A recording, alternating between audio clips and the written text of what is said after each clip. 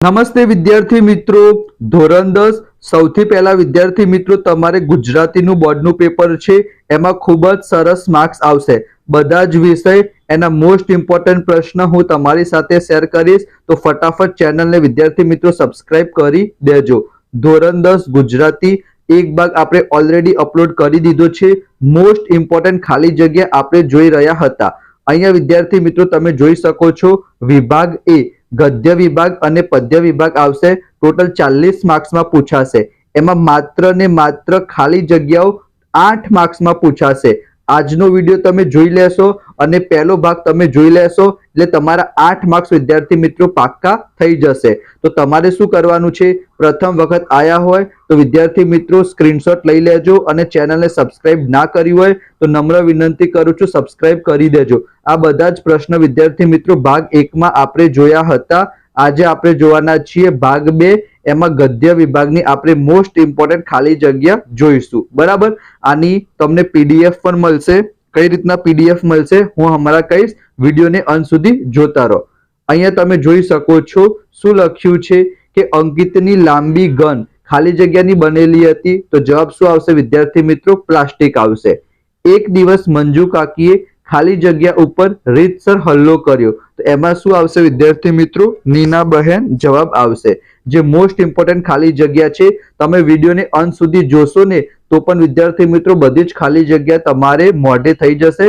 પછી તમે રિવિઝન જ કરવાનું રહેશે. ચલો, એના પછી નીનાના પતિ જે સંજયનું મૃત્યુ ખાલી જગ્યા ફેલ થવાથી થયું હતું. તો એનો જવાબ શું આવશે? કિડની આવશે.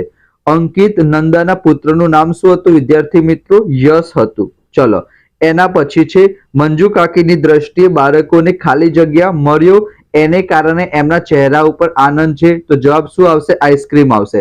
બારણે ઉપરા છાપરી ખાલી જગ્યા ઘંટડી વગાડી. તો જવાબ શું આવશે? અંકિતે આવશે.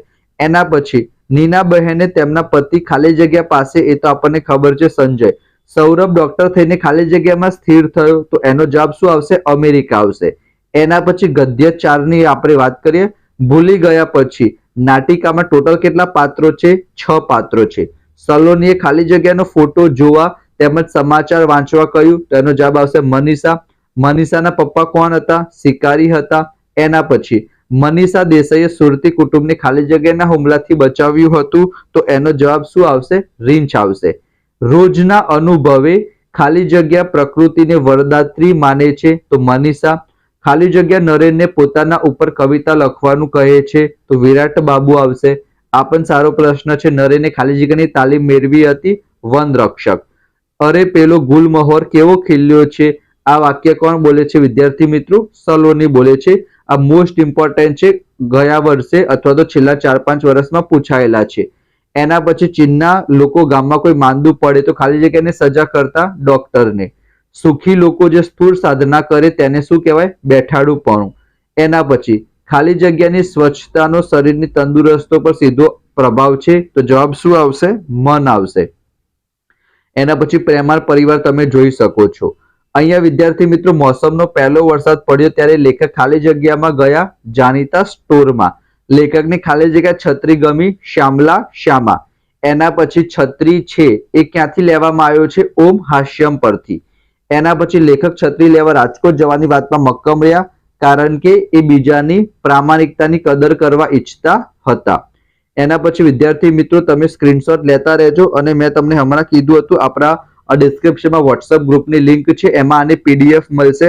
તો બરાબર, પણ વિડીયોને અંત સુધી જોજો જેથી તમારે યાદ પણ થઈ જાય. લેખક અંકલેશ્વરને એશિયાનું બીજા નંબરનું ઔદ્યોગિક મથક ગણે છે. તો જવાબ શું આવશે? ઔદ્યોગિક આવશે. બરાબર, ઔદ્યોગિક આવશે. ચલો, તેના પછી છે ભરૂચી નાકાથી બોરબાઠા આગળ વહેતી નર્મદાને લેખકે ખાલી જગ્યા કહી છે ભેખડવતી. એના પછી મોસ્ટ ઇમ્પોર્ટન્ટ કયો છે? ગિરિમારનો ધોધ ખાલી જગ્યા નદી પર પડતો હતો. તો જવાબ શું આવશે? ગીરા આવશે. એના પછી તરફ ખાલી જગ્યા સાગના ઝાડ રાતોરાત કોઈએ સળગાવી દીધા. તો એમાં શું આવશે? આજ્ઞા આવશે. વિડીયોને અંત સુધી એના માટે જોવાનો છે કારણ કે આનામાં પણ મોસ્ટ ઇમ્પોર્ટન્ટ છે, એવું હું તમારી સાથે શેર કરીશ. એના કારણે અહીંયા વિદ્યાર્થી મિત્રો જે પ્રત્યેક સફર હું નવો બનતો હોઉં છું. ચોથા નંબરની ખાલી જગ્યા આ મારો અનુભવ છે, બરાબર, એ તમારી પરીક્ષામાં પૂછાઈ શકે છે. એના પછી સાહુકારનો ચોપડો, જુઠ્ઠું, થોડું વાંચે, બોડીને તો આ વરી, કાહકી કેવી, બરાબર, આ કાહકી એ ઇમ્પોર્ટન્ટ છે. એના પછી આ ચારમાંથી કૃષ્ણ જન્મનું ખાલી જગ્યા નિકટ ને નિકટ આવતું ગયું તો મુહૂર્ત આવશે. એના પછી ગૃહ પ્રવેશ સંગ્રહમાંથી લેવામાં આવી છે, બરાબર, આ તમે કરી દેજો ખાસ. એના પછી ડુંગર અને તેની વહુ રાજપુર સ્ટેશને ગાડી પકડવા માંગતા હતા. ડુંગરે તેની નજર ખાલી જગ્યાના માર્ગે સ્થિર કરી, તેમાં ગગન આવશે. એના પછી ડુંગર અને તેની પત્ની ખાલી જગ્યા સમય સ્ટેશન તરફ જતા હતા તો સાંજના સમયે આવશે. એના પછી અહીંયા પણ વિદ્યાર્થી મિત્રો તમે જોઈ શકો છો, સ્ક્રીનશોટ લઈ લેજો. એના પછી અહીંયા તમે જોઈ શકો છો, ભૂંડામાં ભૂંડી બાબત ભીખને કહે છે. એના પછી વરસાદ આગો થેલાતા ધરતી પર મોતનો વરસાદ વરસી ગયો. દુકાળ પડવા બાબતે કારું માને છે કે પૃથ્વી પર પ્રલય થવા બેઠો છે. એના પછી એહસાન માનવાના શબ્દો ન સૂઝતા સુંદરજી શેઠને કારું જે શ્રી કૃષ્ણ કરીને ચાલતો થયો. એના પછી મહાત્મા ગાંધીના આધ્યાત્મિક માર્ગદર્શક. આ વિદ્યાર્થી મિત્રો તમારે મને આન્સર જણાવવાનો છે, જેને પણ ખબર કમેન્ટ મને જણાવો. મનુષ્ય દેહ ખાલી જગ્યા જેવો છે, છાસ, દૂધ અને ઘી જેવો. તો કોના જેવો? દૂધ જેવો આવશે કે છાસ જેવો? છાસ જેવો આવશે, બરાબર. અહીંયા તમે આન્સર પણ લખેલા છે, તમે જોઈ શકો છો. એના પછી અહીંયા મોક્ષ મારા લક્ષ્મીનંદન, ગદ્ય 22ની આપણે વાત કરીએ તો એ પણ તમે જોઈ શકો છો વિદ્યાર્થી મિત્રો. ફેરાન, પ્રપાતો, આ હિમવાળું ઇમ્પોર્ટન્ટ છે, તમારી પરીક્ષામાં પૂછાઈ જાય, બરાબર. ગદ્ય 24માં પણ તમે જોઈ શકો છો. આ રેવાલ એ પણ મોસ્ટ ઇમ્પોર્ટન્ટ છે, બરાબર. ગોડીની સ્વામી ભક્તિ એ ખાલી જગ્યાની લોકકથા છે તો ગોહિલ વાડ આવશે. અને ઉપરવાસમાં ખાલી જગ્યા નદીમાં ઘોડાપુર આવ્યા હતા તો શેત્રુંજી, બરાબર. આ પણ મોસ્ટ ઇમ્પોર્ટન્ટ છે પ્રશ્ન, શેત્રુંજી, બરાબર. આ તો વિદ્યાર્થી મિત્રો ગદ્ય વિભાગ હતા. પદ્ય વિભાગની ખાલી જગ્યા આપણે પહેલા ભાગમાં જોઈ હતી. એના સિવાય વિદ્યાર્થી મિત્રો આપણે વાત કરીએ તો અહીંયા વ્યાકરણ તમે જોઈ શકો છો, 20 માર્ક્સનું વ્યાકરણ આવશે. પદ્ય વિભાગના જે 3-4 વાક્યના 10-12 વાક્યના મોસ્ટ ઇમ્પોર્ટન્ટ પ્રશ્ન એ હું તમારી સાથે શેર કરીશ, બરાબર. એના સિવાય વિચાર વિસ્તાર છે, નિબંધ છે, બરાબર, એ પણ આપણે જોવાના છીએ. તો તમારી ચેનલ છે, તમારા સપોર્ટની જરૂર છે. તો ફટાફટ વિદ્યાર્થી મિત્રો ચેનલને સબસ્ક્રાઈબ કરજો, દોસ્તો સાથે શેર કરજો. બીજા બધા વિષયના પણ 1 શોટ રિવિઝન આવશે. ગણિત છે, વિજ્ઞાન છે, અંગ્રેજી છે, સામાજિક વિજ્ઞાન છે. તો ફટાફટ મળીશું આપણે નેક્સ્ટ વિડીયોમાં. ત્યાં સુધી જય Shri Krishna, Radhe Krishna. Thank you so much.